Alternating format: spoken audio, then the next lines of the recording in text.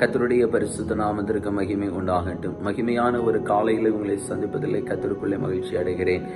ஆமை சங்கீதம் 23:3 சொல்லுகிறது, அவர் என் ஆத்துமாவை தேற்றி தம்முடைய நாமத்தின் நிமித்தம் நீதியின் பாதைகளில் நடத்துகிறார். பிரியமான தேவ பிள்ளைகளே, ஆமை ஆண்டவர் மேய்ப்பராய் கொண்டிருக்கிற தேவ பிள்ளையுடைய வாழ்க்கையில மூன்றாவது ஒரு ஆசீர்வாதத்தை இந்த சங்கீதக்காரன் இந்த பகுதிகளை சொல்லுகிறான்.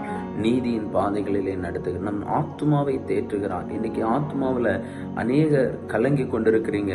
ஆத்துமாவிலே அநேகர் துக்கம் நிறைந்தவர்களா இருக்கிறீங்க. ஆத்துமா இன்னைக்கு அநேகருக்கு வேதனை நிறைந்ததா இருக்கிறது. ஆனா நம்முடைய ஆண்டவரை மேய்ப்பராய் கொண்டிருக்கிறவர்களுடைய ஆத்துமாவை கர்த்தர் தேற்றுகிறார். சங்கீதக்காரன் சொல்கிறான், என் ஆத்துமாவை நீ ஏன் கலங்குகிறாய் என்று கேட்கிறான்.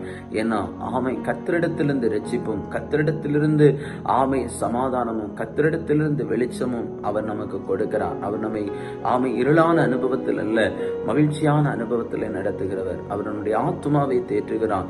நம்மை எப்படிப்பட்ட மரண பாதையில் அல்ல, நீதிக்குரிய ஜீவனுக்குரிய பாதைகளை ஆண்டவர் நடத்துகிறார்.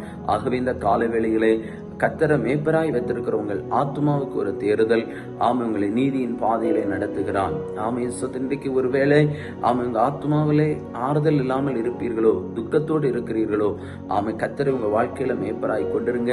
நிச்சயமாய் கர்த்தர் உங்களை தேற்று போகிறார். ஒரு தாய் தேற்றுவது போல அவர் உங்களை தேற்றி நல்ல சமாதானத்தின் நீதி நிறைந்த பாதைகளில ஆண்டவர் உங்களை நடத்துவார். ஜெபிப்போமா? எங்களை அளவுக்கு அதிகமா நேசிக்கிற பரலோக பிதாவே, நல்ல வேலைக்காக நன்றி செலுத்துகிறோம்ப்பா.